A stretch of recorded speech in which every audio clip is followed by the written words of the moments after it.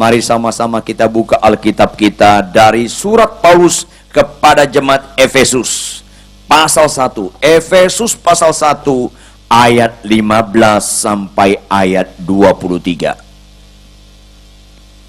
Efesus pasal 1 ayat 15 sampai ayat 23. Kalau sudah dapat, saya ajak kita membacanya bergantian. Yang sudah dapat dan mengerti instruksinya katakan amin. Di bawah judul perikop tentang apa? Doa untuk pengertian tentang kemuliaan Kristus. Kita bergantian, ayat terakhir ayat 23 kita bersama-sama. Karena itu, setelah aku mendengar tentang imanmu dalam Tuhan Yesus dan tentang kasihmu terhadap semua orang kudus,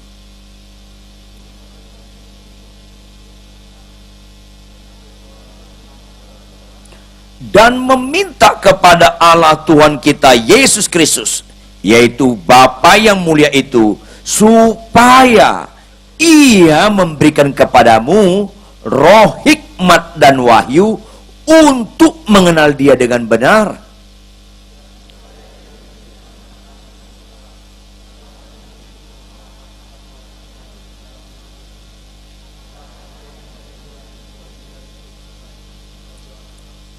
Dan betapa hebat kuasanya bagi kita yang percaya, sesuai dengan kekuatan kuasanya,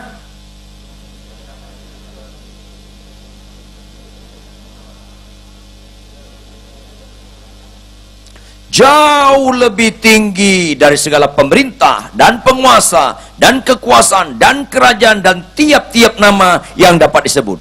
Bukan hanya di dunia ini saja, melainkan juga di dunia yang akan datang.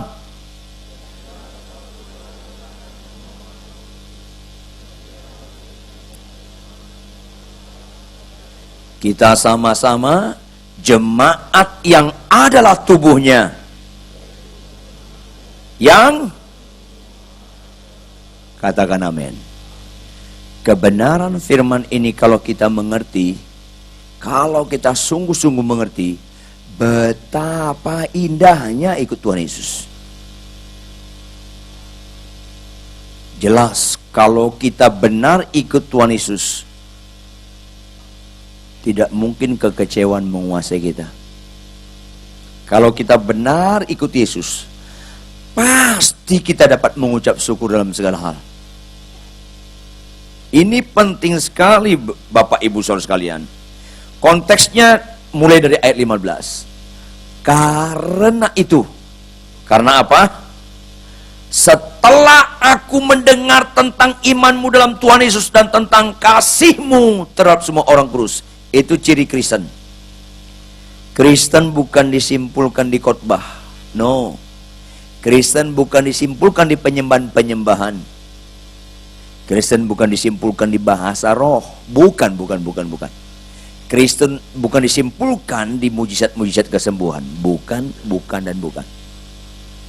Kristen itu dari semua engkau yang punya karunia bahasa roh, karunia kesembuhan, penyembahan, khotbah silahkan. Tapi kesimpulannya engkau membuktikan bagus di mata Tuhan, kaum bagus juga di hadapan sesama. Makanya dikatakan apa? Karena itu setelah aku mendengar tentang imanmu dalam Tuhan Yesus vertikal dan tentang kasihmu terhadap semua orang kudus horizontal. Harus jelas itu. Kalau ada di antara kita suka rajin beribadah tapi suka bertengkar, saya ingatkan Anda nggak Kristen. Kalau ada di antara kita suka beribadah, suka menyembah tapi gampang sekali sakit hati, itu menunjukkan kau nggak jelas Kristennya. Seorang ibu pernah datang ke saya bilang apa? Salam Pak Pendeta Ridwan. Salam Ibu. Apa kabar? Pak Ridwan, saya tetap rajin doa puasa. Saya sering ke satu tempat di puncak. Saya berdoa di gua-gua doa. Saya rajin doa semalaman. Pak Ridwan, saya suka sekali mendengar suara Tuhan. Yang benar Bu. Iya. Audible Pak, audible. Saya bilang bebel nih orang. Kenapa? Kalau ibu suka mendengar suara Tuhan, tolong dong, mulai detik ini ampunilah suamimu. Oh enggak. Sampai mati pun saya enggak mengampuni suami saya. Saya bilang, lu enggak pernah dengar suara Tuhan, suara setan yang lu dengar. Bisa ngerti maksud saya? Jangan bilang kau bagus sama Tuhan, sama orang sulit sekali kau bagus. Kristen disimpulkan dengan sederhana, iman tanpa perbuatan mati. Tunjukkanlah kekristenanmu, bukti engkau bagus di mata Tuhan dengan kelakuanmu yang memberkati orang. Kayaknya nggak rela muka lo. Kok nggak ada amin ya, melotot rasanya nggak enak ini khotbah. Kenapa nggak doa kesembuhan sih? Kenapa nggak mendoakan gajiku 5 juta jadi 10 juta? Kalau arah Anda ke situ sama saja Anda ke Gunung Kawi. Sekarang gereja yang utama tidak lagi diutamakan, yang nggak utama diutamakan. Ada apa orang Kristen ini? Orang Kristen suka kesembuhan, suka kekayaan, tapi nggak pernah suka kebenaran. Yesus yang mana yang kau ikuti? Padahal Yesus berkata, aku adalah jalan dan kebenaran dan hidup. Makanya alamat syukur kita yang terutama bukan sekedar sakit sembuh. Alamat syukur kita yang terutama bukan sekedar makin kaya. Karena agama lain pun kalau sakitnya sembuh, dia bersyukur. Itu syukur umum. Agama apapun, kalau naik gaji, dia bersyukur. Itu syukur umum. Tapi alamatkan syukur kita kepada hal yang utama, apa itu? Karena itu setelah aku mendengar tentang imanmu dalam Tuhan Yesus dan tentang kasihmu terhadap semua orang kudus, ayat 16 apa? Aku pun tidak berhenti mengucap syukur karena kamu. Saya ngomong sama jemaat saya ngomong sama anak-anak rohani saya ngomong sama para mahasiswa saya ngajar sekolah teologi. Saya senang sekali kalau saya mendengar kabar kalian makin mencintai Tuhan. Saya sedih kalau saya mendengar berita kalian makin kaya tapi korupsi. Tapi lebih senang lagi kalau saya misalnya dengar Anda memang terpanggil untuk Tuhan terus menginjili di Afrika, terus saya dengar kabar engkau dibunuh karena Injil. Lebih senang lagi saya itu. Nggak rela muka lo lagi. Iyalah. Kalau istri lu telepon sambil nangis, Pak Ridwan, suamiku menginjilin di Ghana, dibunuh. Aduh sedih bu. Tapi sesuatu yang indah di sana. Jarang orang mati karena Injil. Mati karena nyopet lebih banyak. Mati karena penyakit lebih banyak lagi. Mati karena maki-maki istri, maki-maki suami, serangan jantung, mati. Itu mati murahan. Ada juga orang mati mendukung Barcelona, kalah, serangan jantung, mati. Itu juga mati murahan. Dan pura-pura nggak nyambung. Ya, maka doa Paulus kepada orang percaya seperti ini apa? Lihat ayat 16b dan 17. Dan aku selalu mengingat kamu dalam doaku, selalu mengingat kamu dalam doaku, dan meminta kepada Allah Tuhan kita Yesus Kristus, yaitu Bapa yang mulia itu, supaya ia memberikan kepadamu kesembuhan. Begitu? Bukan. Supaya Bapa di surga memberikan kepadamu kekayaan? Bukan. Itu terlalu murahan. Tetapi Rasul Paulus berdoa supaya ia memberikan kepada orang percaya roh hikmat dan wahyu untuk mengenal Dia dengan benar. Itu jauh lebih tinggi nilainya daripada sekedar kesembuhan. Itu jauh lebih tinggi nilainya daripada sekedar kekayaan. Karena kesembuhan sama sekali tidak ada nilai kekekalannya. Karena kekayaan, sekadar kekayaan tidak pernah ada nilai kekekalannya. Jangan pura-pura nggak nyambung. Saya ulangi, kalau ada orang umurnya 3 bulan lagi karena sakit kanker, ada orang sakit kanker umurnya 3 bulan lagi, halo, bisa nggak Tuhan sembuhkan? Bisa nggak Tuhan sembuhkan? Bukan bisa, gampang. Tuhan nggak perlu tahunan menyembuhkan sakit kanker. Tuhan nggak perlu bulanan, sekejap aja bisa sembuh. Katakan amin. Orang sakit kanker umurnya 3 bulan lagi dijamah oleh Kristus, oleh belurnya sembuh, dan sembuh dia. Kalau orang kanker umurnya 3 bulan lagi didoakan sembuh, dia sembuh, berarti batal nggak kematiannya? Halo, batal nggak kematiannya? Yang bilang batal sesat. Mana ada kesembuhan membatalkan kematian? Kesembuhan hanya menunda kematian. Jangan pura-pura nggak nyambung. Bedakan takun dengan taner. Do you know takun? Pendeta dukun. Tahu taner? Pendeta bener. Pendeta dukun sama dukun kelihatan fokusnya sama, kesembuhan. Pendeta bener sama Tuhan sama fokusnya, pertobatan. Itu beda. Kalau orang sakit sembuh, pendeta dukun bilang apa? Haleluya, kau sembuh, surga bersukacita. Itu dukun tuh. Mana ada surga bersukacita sakit sembuh? Dengar baik-baik. Nggak ada. Lu kanker sembuh, lu sakit jantung sembuh, nggak ada sukacita di surga. Alkitabmu dan Alkitabku mencatat, jika satu orang bertobat, maka seisi surga bersorak-sorai. Tepuk tangan yang keras. Itu kebenaran. Kalau sakit sembuh ada sukacita surga? Nggak ada. Buka Alkitabmu, pasti nggak ada. Kalau ada, itu Alkitab sesat tuh. Cetakan baru, karangan lu, cetakan lu. Nggak ada. Malah tidak sedikit orang sakit sembuh, Tuhan sedih. Tidak sedikit, bukan Pak, tidak banyak, tidak sedikit. Saya ulangi, 10 orang sakit kusta. Pernah baca Lukas 17? Kebangetan lu kalau nggak pernah baca. 10 orang sakit kusta datang ke Tuhan Yesus. Halo, berapa yang sembuh?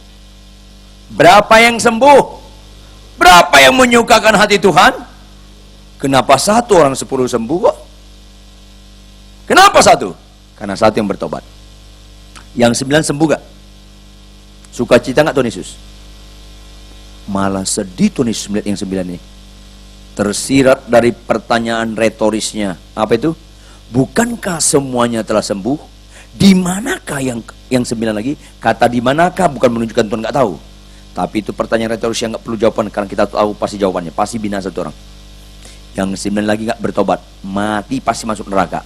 Kalau nggak percaya lo, matilah nanti malam, lihatlah neraka semua.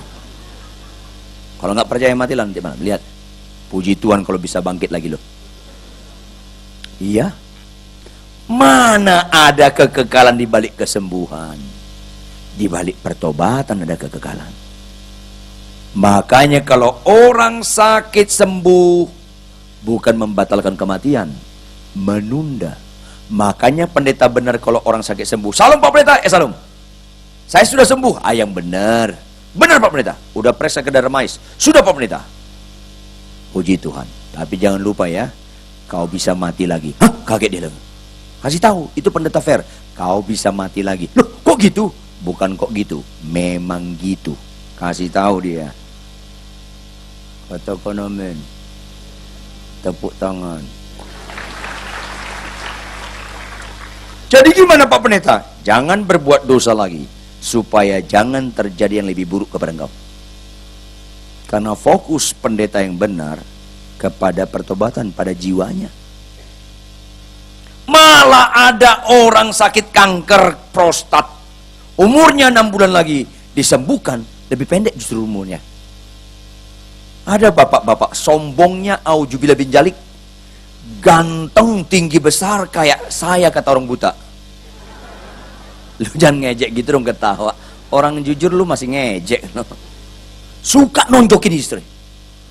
Jujur Bapak Ibu, kalau orang ganteng, makin kaya, tinggi besar, suka nonjokin istri, sehat-sehat terus, gampang gak dilayani? Papa jangan mukul. Apa? Oh galak lu. Orang ganteng, kaya, suka nonjokin istri, sehat, sulit sekali bertobat. Kalau orang ganteng, sombong, makin kaya, suka nonjokin istri, mujizatnya apa? Sakit kanker. Itu mujizat. Jangan pura-pura nggak ngerti. Orang sehat sulit sekali lah ini. Tapi kalau orang sombong, suka nunjukin istri makin kaya, begitu sakit kanker prostat parah nggak ada harapan, lembut banget mukanya. Jangan bisul, harus kanker. Kalau bisul nggak bertobat nih orang. Kalau orang sombong, kasar, sakit kanker di ICU, umurnya satu-satu lagi, mukanya lembut sekali, kayak malaikat mukanya, kurang darah. Salam Pak, salam Pak Pendeta. No, enak sekali melihat mukanya, baik sekali mukanya. Masih mau lagi mukul istri, ampuni saya Pak Pendeta, ampuni. Langsung nangis, nggak usah berat-berat khotbahnya, ringan ya. Mau mukul istri lagi, enggak Pak Pendeta, ampun Pak Pendeta. Udah siap mati, belum Pak Pendeta, belum. Oh, enak sekali. Makanya kalau ada orang sombong sini mukul istri, tolong sakit kanker loh. Mendingan lu sakit kanker, mati masuk surga, daripada sehat mati masuk neraka. Ya, udah suka ngerokok, Tuhan tolong sembuhkan aku. Enggak, lu jangan sakit parah, lu langsung sembuhkan aku. Pak Ridwan, kenapa? Tolong doakan batuk saya. Kenapa? Supaya sembuh. Enggak, lu lebih baik kanker paru-paru. Ngerokok minta kesembuhan. Emang Tuhan Yesus babu lu apa? Hebat banget, ngerokok tolong Tuhan cover paru-parunya supaya sehat, supaya tetap merokok lagi. Babu lu Tuhan Yesus. Rusak orang Kristen ini. Udah makan rakus, kemarin daging kambing, sekarang daging sapi, besok daging babi. Kedagingan melulu lo. Tuhan tolong darahku tetap stabil. Enak aja lo, biar muncrat darah lo sekalian. Kan gitu. Enak-enak aja orang Kristen nih. Tuhan Yesus Tuhan lu atau babu lo? Lu ketawa nyambung nggak? Nyambung ya? Capek saya khotbah kalau nggak nyambung juga, repot. Ya, terus bapak ini bertobat, sebulan baik bapak ini. Bulan kedua istrinya telepon saya, Pak Pendeta tolong saya digebukin suamiku, tolong Pak Pendeta. Saya luncurkan mobil saya. Pak, gimana bapak ini? Kok masih mukul istri? Emang kenapa? Apa urusan Pak Pendeta? Istri saya kan istri saya yang kasih makan, nggak ada urusan. Keluar. Enggak, bapak bertobat sudah. Marah dia galak, nggak ada urusan Pak. Bapak kan dulu sakit kanker dan bapak bertobat, nggak peduli katanya. Keluar Pak Pendeta. Enggak, lu yang keluar saya bilang. Oh iya, ini langit bumi ini punya bapak saya, lu numpang.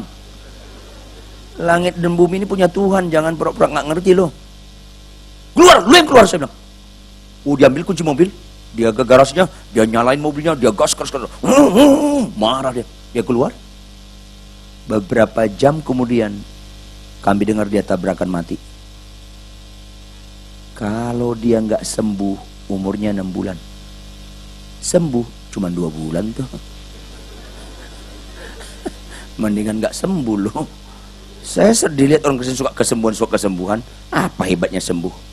Yang hebat hidup kita makin benar.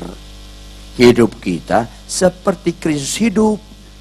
Itu yang paling indah.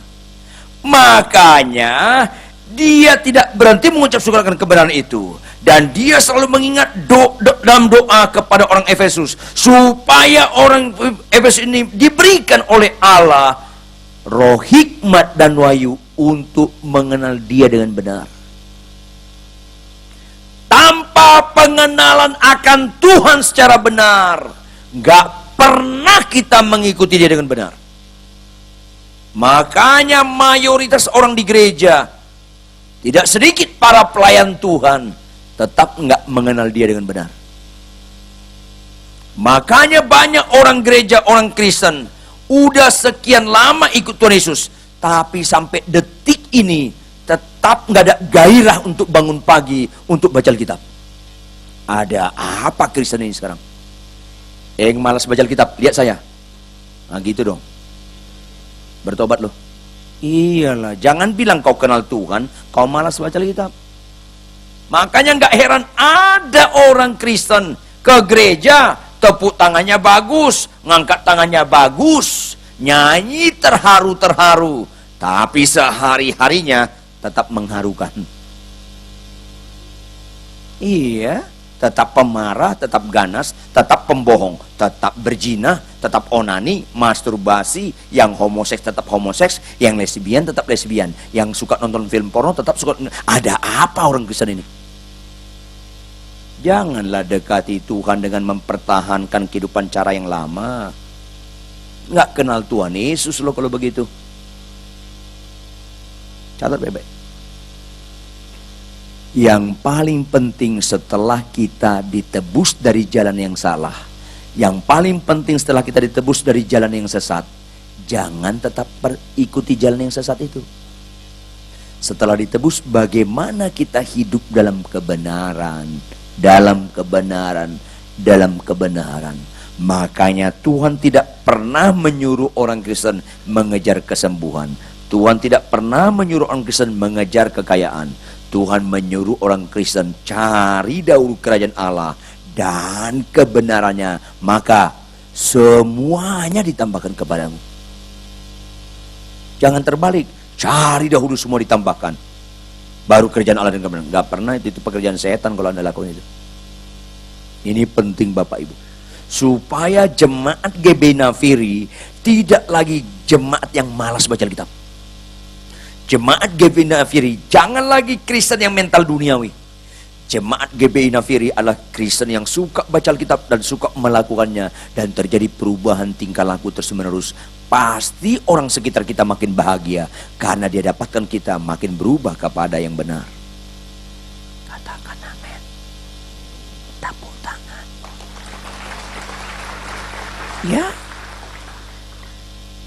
Roh hikmat dan wahyu untuk mengenal Dia dengan benar. Mengenal Dia di sini bukan bicara pengetahuan, bukan bicara knowledge, bukan bicara oida, melainkan gnosko, yaitu mengenal dengan melakukan. Mana pernah kita kenal Allah Maha Pengampun kalau kita tidak pernah mengampuni orang? Atau kalau kita sulit mengampuni orang? Saya bilang kepada para mahasiswa saya S1, S2, S3, biarpun kalian pelajari bahasa Ibrani, bahasa Yunani tentang mengampuni, bahkan kalian tulis tesis tentang mengampuni, kalau kau tidak pernah bisa mengampuni orang yang paling menyakiti engkau, engkau tidak pernah mengenal Allah yang mengampuni itu. Biarpun kau belajar teori tentang memberi, tapi kalau hidupmu pelitnya auzubillah bin jalik, kau nggak pernah mengenal Allah yang penuh kasih anugerah itu. Makanya perlu roh hikmat. Begitu istri saya kurang hemat berkata-kata, tahu kurang hemat? Boros. Saya harus belajar hikmat, mengenal Allah di balik ini semua. Tuhan bilang, kasihlah istrimu. Ya Tuhan, ya Tuhan, ya Tuhan.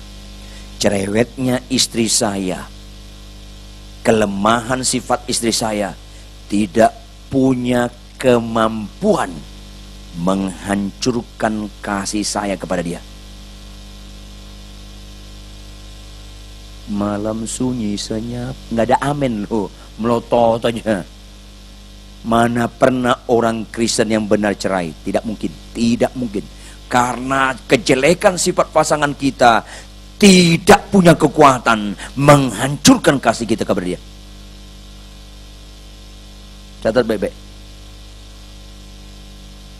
Ibu-ibu, catat baik-baik ibu-ibu. Saya yakin 100% suami Anda lebih ganteng dari saya. Orang buta pun tahu. Saya yakin 100% suami Anda lebih ganteng dari saya. Tapi maafkan saya nggak yakin 100% suami Anda lebih pintar dari saya dalam mengasihi istri. So sweet. Iya. Apakah karena istri saya sempurna? No. Saya bahagia bukan istri saya sempurna. Saya bahagia karena saya mengenal Tuhan dengan benar. Tuhan bilang orang yang berbahagia adalah orang yang mendengarkan firman Tuhan serta memeliharanya. Dan saya lakukan. Bagaimanapun pencak silat istri saya, tetap saya mengasihi dia. Atau konomen. Itu Kristen. Mana pernah Kristen yang mengenal Tuhan dengan benar menyesali perkawinannya? Nggak pernah. Mana pernah orang Kristen yang benar kecewa dengan perkawinan? Nggak pernah. Karena kita tidak pernah meletakkan kebahagiaan kita kepada orang. Kita meletakkan kebahagiaan kita, apakah kita menjadi pelaku firman Tuhan atau tidak. Karena kita mengenal Tuhan dengan benar. Itu Kristen. Makanya orang Kristen nggak mungkin cerai. Ada suami istri berantem, bertengkar. Kamu itu setan, kamu lebih setan lagi. Ada lebih setan apa lagi itu nggak tahu saya. Berantem mereka. Saya ditelepon mereka datang tapi mereka malah bertengkar. Udah duduk. Gimana sih kalian? Ini Pak, ini jahat. Alin jahat, berantem lagi. Saya di tengah lihat. Ya. Agak lama mereka bertengkar, capek juga mereka. Jadi gimana Pak Pendeta? Enggak, saya mau tanya kalian. Masih punya energi untuk bertengkar nggak? Kalau masih punya, ronde berikutnya, ayo. Ngapain gue jelasin tapi dalam hati lu mau berantem lagi? Mana pernah penjelasan saya masuk di otak lu? Setelah mereka capek baru saya bilang, nggak boleh kalian cerai. Nggak bisa Pak Pendeta, dia jahat, Alin jahat, nggak bisa kalian cerai. Kok gitu? Kalian kan suami istri nggak boleh cerai. Nggak sebenarnya. Jadi kalian apa? Sesama, oke lah. Tuhan bilang apa? Kasihlah sesamamu, nggak boleh cerai. Tapi dia jahat, lu yang jahat, jadi kalian musuhan. Tuhan berkata, kasihlah musuhmu, nggak boleh cerai. Mana ada peluang cerai? Nggak pernah pintar-pintar orang Kristen ini sekarang. Iya. Karena apa? Karena kalau kita ikut Tuhan Yesus, makin lama makin ikut Tuhan Yesus. Jangan lupa Bapak Ibu, iblis dan roh jahat belum pensiun, belum purnawirawan, dan tidak pernah mantan iblis. Iblis dan roh jahat makin mengerikan, mencoba kita supaya kita jatuh dan undur. Untuk itulah kita harus mengerti, kita memerlukan roh hikmat dan wahyu untuk mengenal dia dengan benar. Kenapa? Mari sama-sama kita baca ayat 18. Sama-sama kita baca ayat 18. 1, 2, ya. Dan supaya ia menjadikan apa? Mata hati kita terang. Agar apa?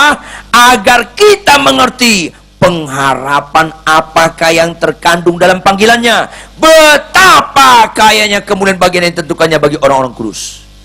Karena melalui pengenalan akan Tuhan secara benar, melalui roh hikmat dan wahyu, kita punya mata hati ini terang. Dapat melihat pengharapan apa yang terkandung di balik panggilannya. Maka orang Kristen apa? Ku tak akan menyerah. Berikutnya, pada apapun juga. Itu absolut. Kalau mata hati kita terang, melihat pengharapan yang terkandung dalam panggilannya, betapa kayanya kemuliaan disediakan Tuhan bagi orang-orang kudus, kita pasti maju terus dalam kekristenan. Orang Kristen yang mengenal Tuhan dengan benar, mana pernah takut dengan kesulitan. Orang yang mengenal Tuhan dengan benar, makin sulit yang dihadapi dia, makin indah dia mengikuti Tuhan. Halo, kalau Anda tahu pengharapan di balik itu semua, Anda punya kemampuan ekstra. Coba siapa anak muda paling di sini? Saya bilang ada beras 100 kg di sini. Saya panggil satu orang anak muda di antara Anda. Tolong dong angkat ini ke Utara Tarumanegara. Pak, berapa kilo nih? 100 kilo. Aduh, saya nggak bisa Pak. Jadi perlu berapa orang? Mungkin 6 orang Pak. Dari sini ke Utara Tarumanegara cukup jauh loh Pak. Masa nggak bisa? Nggak bisa Pak. Perlu berapa orang? 6 orang Pak, 6 orang. Oke, kalau gini saya tanya kamu. Kalau kau angkat ini, kau pindahkan beras 100 kilo ini sampai ke Untar, kau dapat 10 miliar. Yang benar? Iya. Iya Pak? Iya. Kau perlu berapa orang? Enggak, saya sendiri aja Pak. Saya sendiri aja Pak.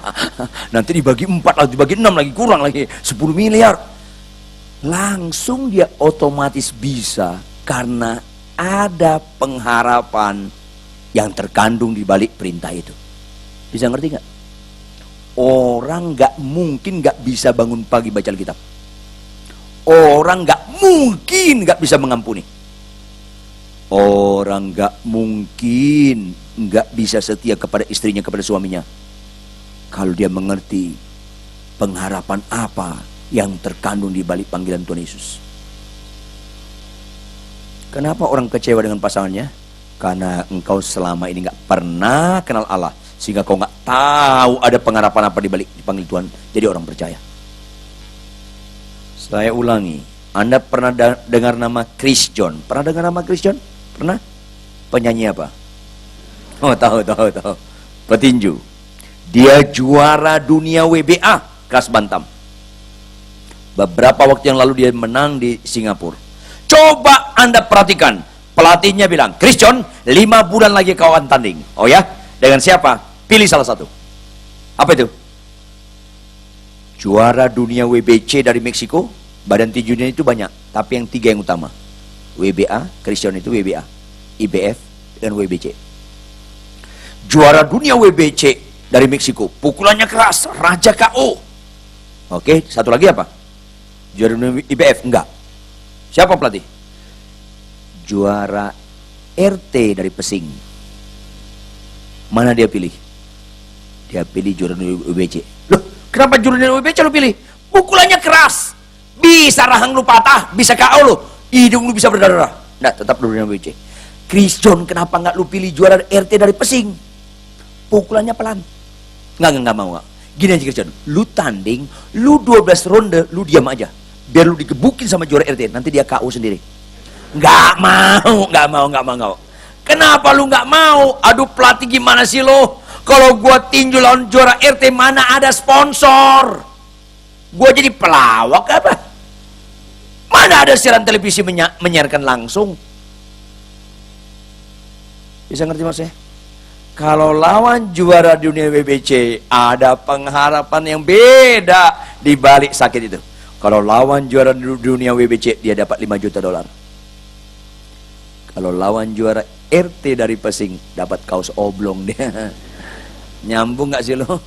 Makin tinggi tingkat kesulitan yang kau hadapi dengan istrimu, bapak-bapak, dengan suamimu, ibu-ibu, jangan pernah gentar, jangan pernah takut, maju terus ikut Tuhan, setialah.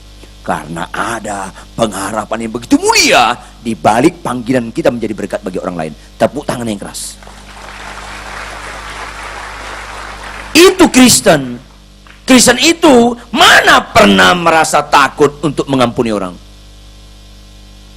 Kristen itu bisa membalas kejahatan dengan kebaikan.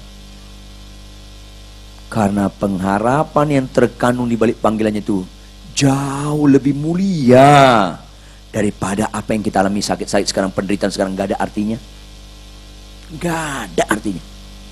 Kenapa Petrus, kenapa Paulus, kenapa Yakobus bisa mati demi Injil?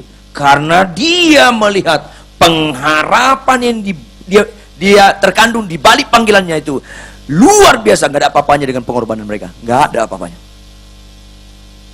Makanya saya sedih ketika ada orang telepon saya, "Salam Pak Ridwan, salam. Pak Ridwan, bisa khotbah tempat kami nggak?" Oke. Tanggal berapa? Hari Minggu. Kalau hari Minggu saya sudah penuh. Enggak hari Minggu Pak. Hari Jumat Pak, Jumat malam. Oh ya. Tanggal berapa? Kalau kosong saya bisa. Tapi Pak Ridwan, jemaat kami kecil. Ya, bisa. Pak Ridwan ngerti nggak? Iya, saya bisa. Pak, persembahannya. Langsung saya bilang, tutup mulutmu. Emang pengharapan saya terletak di duit lo? Terlalu menghina firman Tuhan Anda mengukur semuanya dengan uang. Tapi saya bisa mengerti, karena banyak orang melayani tergantung persembahan. Memang orang-orang seperti ini gak ngerti pengharapan apa yang terkandung di balik panggilan Tuhan. Orang Kristen yang benar adalah seluruh pelayanannya terarah kepada pernyataan syukurnya kepada Tuhan atas korbannya luar biasa atas hidupnya. Kita nggak bicara apa yang ku dapatkan, kita bicara apa yang ku beri. Karena Tuhan sudah memberikan segala-galanya bagi kita. Makanya orang Kristen semakin tahu bersyukur kepada Tuhan, mengasihi Tuhan dengan segenap kekuatannya, dengan segenap jiwanya, dengan segenap akal budinya. Orang gak bisa mengenal Tuhan. Kenapa sih ini orang akhirnya selalu hitung-hitungan dalam melayani Tuhan? Sama istri pun hitung-hitungan. Ada apa orang Kristen ini? Pengharapan pengharapan yang terkandung di balik panggilannya begitu luar biasa. Lebih daripada yang kita bayangkan. Apa yang tidak pernah dilihat oleh mata, tidak pernah didengar oleh telinga, tidak pernah timbul dalam hati, itu Tuhan sediakan begitu luar biasa. Kenapa kau nggak bisa lihat itu? Karena mata hatimu buta, gelap, nggak terang. Kenapa mata hatimu buta? Karena kau tidak memiliki roh hikmat dan wahyu untuk mengenal Dia dengan benar. Lebih indah lagi apa? Ayat 19. Sama-sama kita baca ayat 19. Sama-sama kita baca ayat 19. 1, 2, ya. Dan betapa hebat kuasanya bagi kita yang percaya sesuai dengan kekuatan kuasanya. Tuhan Yesus bukan saja menyelamatkan kita daripada kebinasan kekal. Dia juga menyediakan pengharapan yang luar biasa di depan sana. Bukan hanya Dia menyediakan pengharapan, Dia juga menyediakan dirinya, Immanuel, dengan segala kuat kuasanya yang begitu hebat, menyertai kita untuk merealisasikan pengharapan. Apalagi yang lalai di pihak Tuhan? Gak ada. Apalagi yang bisa membuat kecewa kita mengikuti Tuhan? Gak ada, sama sekali gak ada. Betapa indahnya mengikuti Tuhan Yesus. Dia bukan saja menyelamatkan kita, Dia bukan saja menyediakan yang indah, Dia juga menyertai kita dengan kata-kata Immanuel. Sekali-kali aku tidak pernah meninggalkan engkau, sekali-kali aku tidak pernah membiarkan engkau. Dalam kebenaran inilah kita mengerti pencobaan apapun yang kita hadapi nggak pernah melampaui kekuatan kita. Makanya kita mengerti ayat terakhir, ayat 19, ayat 20-21 itu penjelasannya. Lihat ayat 22-23, 22-23. Sama-sama kita baca ayat 22 dan 23. Sama-sama kita baca. 1, 2, ya. Dan segala sesuatu telah diletakkannya di bawah kaki Kristus. Dan Dia telah diberikannya kepada jemaat sebagai kepala dari segala yang ada. Jemaat yang adalah tubuhnya, yaitu kepenuhan Dia yang memenuhi semua dan segala sesuatu. Perhatikan ayat 22, 23. Segala sesuatu diletakkan di mana? Di bawah kakinya. Yesus diberikan jadi kepala. Kita apa? Anggota tubuhnya. Kalau kita anggota tubuhnya, berarti segala sesuatu di bawah kita juga. Dendam itu di bawah kita, nggak bisa menguasai kita. Sakit hati itu di bawah kita. Kenapa Anda emosi? Kenapa Anda jengkel? Kenapa Anda sakit hati? Bodohnya kita, yang di bawah kita ambil. Kita letakkan di atas kepala kita. Koslet. Apa Tuhan bohong berkata pencobaan yang kau alami tidak pernah melampaui kekuatanmu? Enggak, itu benar sejati. Bahkan Tuhan katakan apa? Segala sesuatu tidak terbatas. Segala sesuatu mendatangkan kebaikan bagi mereka yang mengasihi Tuhan. Sayang enggak banyak orang Kristen yang berhikmat. Bahkan bukan itu saja, segala perkara dapat kutanggung di dalam Dia yang memberikan kekuatan bagiku. Apalagi? Bahkan bukan itu saja. Bersama dengan Yesus, kita cakap melakukan perkara-perkara yang besar. Betapa indahnya ikut Yesus. Sayang, gak banyak orang ikut Yesus. Oh, banyak orang ke gereja. Belum tentu yang di gereja itu ikut Yesus. Karena mayoritas orang di gereja sekarang secara etika praktis mengarahkan Yesus ikut Dia. Lu Tuhannya. Itu yang mengerikan. Untuk itu Bapak Ibu, jangan lagi kecewa dengan hidupmu kalau kau benar ikut Tuhan Yesus. Kau mengenal Tuhan Yesus dengan benar. Jangan kecewa. Apapun kesulitan. Bahkan berubah paradigma kita. Makin tinggi tingkat kesulitannya, makin indah hadiahnya. Iya. Makin tinggi tingkat kesulitannya, makin indah pengharapan yang disediakan. Itulah Kristen. Makanya orang Kristen dapat mengucap syukur dalam segala hal. Bahkan bersukacitalah senantiasa. Sekali lagi kekuatan bersukacitalah. Itu absolutely. Kalau nggak terjadi, tidak ada sedikit pun kesalahan di pihak Tuhan. Yang ada kesalahan di pihak kita, nggak benar kita ikut Yesus. Oleh karena itu Bapak Ibu, yang pemarah lemah lembutlah. Yang sulit mengampuni, mengampunilah. Yang sulit setia pada pasangannya, bertobat, jangan lagi nggak setia, setialah kepada pasangannya walaupun apa yang terjadi. Yang pelit, pemberilah. Pasti orang Kristen yang mengenal Tuhan dengan benar, kesulitan apapun tidak bisa menghalangi kita untuk jadi teladan kepada setiap orang. Bahkan sama musuh pun kita bisa jadi teladan. Betapa indahnya ikut Yesus. Dalam kebenaran inilah kita mengerti orang benar tidak pernah jadi ekor, tapi kepala. Dalam kebenaran inilah kita mengerti apa arti orang benar tidak pernah menurun tapi menanjak naik. Dalam kebenaran inilah kita mengerti Kristen itu pasti diterang dan garam dimanapun dia berada. Apalagi yang lebih bahagia di atas segala itu? Tidak ada. Masalahnya pilihan.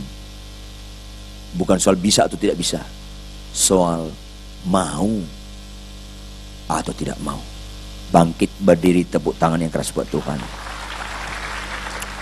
Dan jalan-jalan hidupku kau bangun, betapa dahsyat perbuatanmu di dalam hidupku. Ku hidup oleh taat dan percaya, walau dunia bergoncang dan angin menderu, ku takkan goyah sebab kau besertaku.